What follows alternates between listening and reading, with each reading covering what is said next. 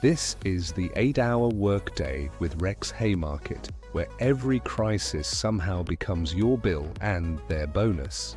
And today, April 1st, 2026, is not an April Fool's joke. It is, however, a pretty efficient demonstration of how war, law, infrastructure, and sanctions are all still being run on the same ancient operating system. Panic at the top, cost at the bottom. Tonight, Trump says the US will leave Iran pretty quickly. Amazon's cloud operation in Bahrain gets hit. The Supreme Court takes up birthright citizenship. An American journalist is kidnapped in Baghdad, and Cuba gets just enough oil to keep the crisis going. First tonight, Donald Trump told Reuters the United States would be out of Iran pretty quickly, though he also said America could come back for what he called spot hits if needed. He also said he was absolutely considering leaving NATO, while claiming Iran had asked for a ceasefire. That's quite a trick, really. Help set the region on fire, threaten the alliance structure that underpins Western power, then announce you may soon stop doing that, and expect applause for restraint. And that is the story here. Even if the missiles slow down, the consequences do not. The threat to shipping, energy, and global confidence does not just vanish because somebody changes the tone of a press statement. That's empire in decline for you. Create the chaos, then try to take credit for managing it. Second story, the war has now punched straight through the polite fiction of the cloud. Reuters reported that Amazon's cloud business in Bahrain was damaged in an Iranian strike, after earlier reports that AWS operations in Bahrain had already been disrupted by drone activity and related attacks in the Gulf. And there it is. Not just oil, not just ships, not just military bases. Now it's server farms. The modern economy loves to market itself as frictionless, weightless, post-geography. They call it the cloud, which is a lovely phrase because it sounds like weather, soft, abstract, untouchable. But the cloud is not a cloud. It is a building with cables, with backup generators, with cooling systems, in countries with airspace, ports, missile defenses, and blast radiuses. And the breaking points framing is useful here. They point out that Bahrain hosts the US Fifth Fleet, and that Iran had publicly warned that major American tech firms in the Gulf could be treated as part of the wider war infrastructure. That matters because once a conflict starts pulling in cloud providers, telecom, logistics, satellites, and finance, you are no longer talking about a tidy regional war. You are talking about the nervous system of the global economy becoming part of the target set. And that should worry people far beyond Bahrain, because AWS is not some niche toy for tech bros and venture capital hallucinations. This is real infrastructure. So the op-ed point here is simple. For years, we were told the private sector and the state were separate things. Cute myth. Then came the contracts, the satellites, the cloud hosting, the data pipes, the logistics, the intelligence relationships. And now, under missile fire, the truth becomes visible. The empire runs on subcontractors.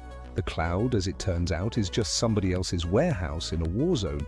Third, the Supreme Court heard arguments over Trump's effort to limit birthright citizenship. Reuters reported that even some conservative justices appeared skeptical of the administration's argument, and that Trump became the first sitting president to attend Supreme Court oral arguments in person. War abroad, exclusion at home, that is not a coincidence. That is the architecture. Because once a government gets comfortable deciding who belongs, who counts, who is protected, and who is disposable, it rarely stops at one frontier. And this is not just symbolic political theater. This is a live fight over the constitutional meaning of citizenship itself. So while cable news will package this as another spectacle, the real question is much larger. Who gets rights and who gets to decide? Fourth story. American freelance journalist Shelley Renee Kittleson was kidnapped in Baghdad. According to AP, US and Iraqi officials said she had been warned repeatedly about threats before the abduction.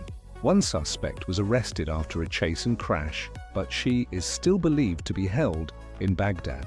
And this is what regional instability means once you scrape away the think tank language. It means reporters disappear.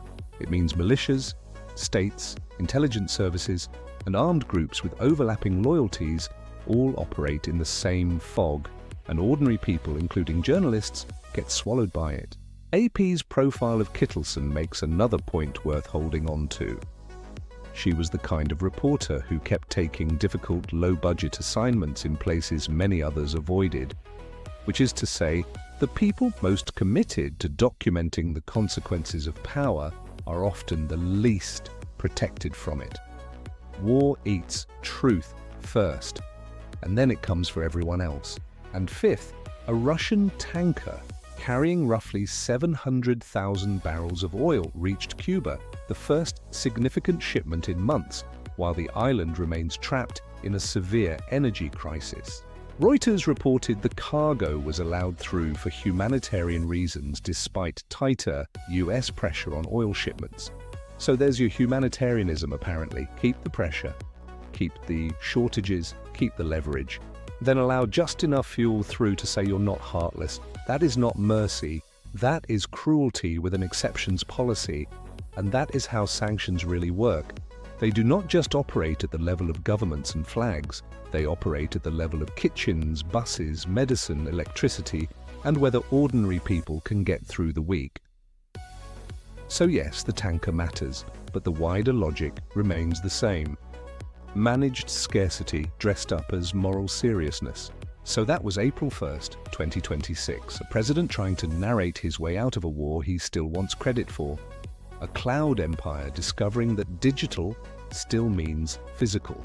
A Supreme Court fight over who gets to belong.